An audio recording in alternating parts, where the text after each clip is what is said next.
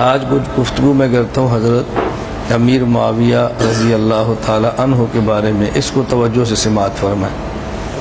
دو چار باتیں اصولی آپ ذہن نشین فرما لیں۔ پہلی بات یہ کہ دین بنیادی طور پہ دو چیزوں کا نام ہے، نمبر ایک عقائد اور نمبر دو اعمال۔ نمبر ایک عقائد اور نمبر دو اعمال۔ عقائد کا تعلق انسان کے دل کے ساتھ ہے اور اعمال کا تعلق انسان کے بدن اور انسان کے جسم کے ساتھ ہے۔ عقائد اور اعمال یہ دو چیزیں بنیاد ہیں۔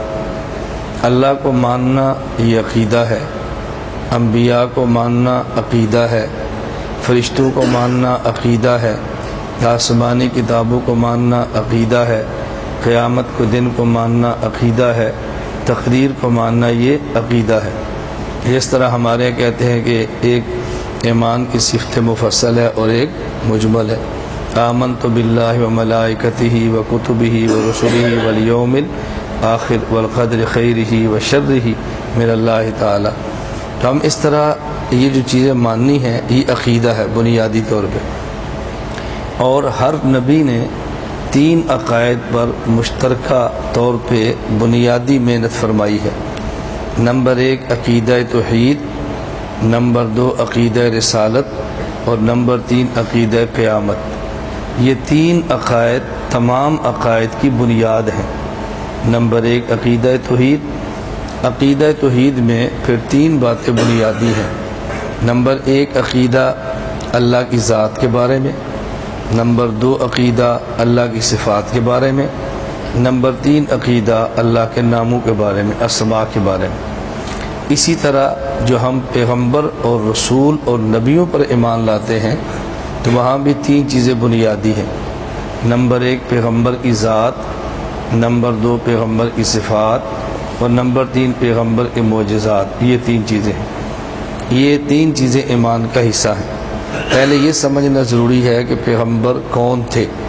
کیا پیغمبر انسان تھے، آدم کی اولاد تھے، پیغمبر فرشتے تھے، پیغمبر جنات تھے، پیغمبر نور تھے، پیغمبر کیا تھے؟ پہلے یہ تو سمجھیں۔ ایک ہے پیغمبر کی ذات کیا ہے، نمبر دو پیغمبر کی صفات کیا ہے، پھر پیغمبر کے معجزات کیا ہیں۔ پیغمبر کی ذات انسان ہے، کبھی انسانیت اور بشریت پیغمبر کا انکار کریں گے تو ایمان سے نکل جائیں گے۔ اور نور یہ پیغمبر کی صفت ہے، اور معجزات یہ پیغمبر کے دلائل ہیں کہ مجھے نبی مانو۔ دلیل کیا ہے؟ یہ معجزہ پیغمبر کا دلیل ہوتی ہے۔ تو نور پیغمبر کی صفت ہے اور بشریت اور انسانیت یہ پیغمبر کی ذات ہے۔ اب کسی بندے کی صفت ماننے کا معنی یہ نہیں کہ اس کی ذات کا انکار کر دیں۔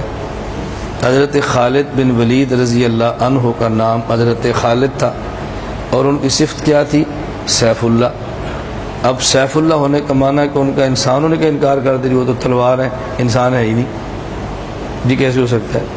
وہ سیف اللہ ان کی صفت ہے نا، ان کی ذات تو سیف اللہ نہیں ہے، تھے تو وہ انسان۔ اب انسانیت کو تھوڑا انکار کریں گے۔ بالکل اسی طرح حضرت علی رضی اللہ تعالیٰ عنہ کون ہے؟ اسد اللہ، اللہ کے شیر۔ آپ حضرت علی کو انسان ماننا چھوڑ دے کہ وہ شیر تھے؟ بھائی اسد اللہ ان کی صفت ہے جس کا معنی بہادر ہے، اس کا یہ معنی تو نہیں کہ وہ انسان ہی نہیں ہے۔ تو بشر پیغمبر کی ذات ہے اور نور پیغمبر کی صفت۔ تو صفت ماننے کا معنی ہے کہ ان کو انسان ماننے چھوڑ دے، یہ کیسے ہو سکتا ہے؟ اور تعجب اس بات پر ہے، شاید آپ نے کبھی اس پر غور نہیں فرمایا، ہمیں بہت تعجب ہے۔ دنیا میں عموماً وہ لوگ جو خود کو سید کہتے ہیں نا، وہ کہتے ہیں حضور کو بشر نہ کو نور کو۔ ان سے پوچھو اگر حضور نور ہیں بشر نہیں ہیں تو تم حضور کی اولاد کیسے ہو؟ اولاد تو انسان کی چلتی ہے، جنات کی چلتی ہے، نور کی تو کوئی اولاد ہوتی نہیں ہے، تم اولاد حضور کی کیسے ہو؟ اگر آپ نے خود کو نبی کی اولاد ثابت کرنا ہے تو پھر پیغمبر کو بشر انسان ماننا پڑے گا۔ اگر حضور پاک کو آپ بشر نہیں مانیں گے صلی اللہ علیہ وسلم تو آپ حضور کی اولاد کیسے ثابت ہوں گے؟ بھائی نبی کی اولاد تو تب ہی ہوگی جب نبی پاک آپ کہتے ہیں جی میں کون ہوں؟ میں تو انسان ہوں۔ حضور کون تھے؟ وہ تو انسان نہیں تھے، نور تھے۔ تو اولاد جنس کی ہوتی ہے نا، جنس بدلنے سے اولاد تھوڑی ہوتی ہے. انسان کی اولاد انسان ہوگی، اور جن کی اولاد جن ہوگی، حیوان کی اولاد حیوان ہوگی، اور فرشتوں میں تو اولاد کا سلسلہ ہی نہیں ہے.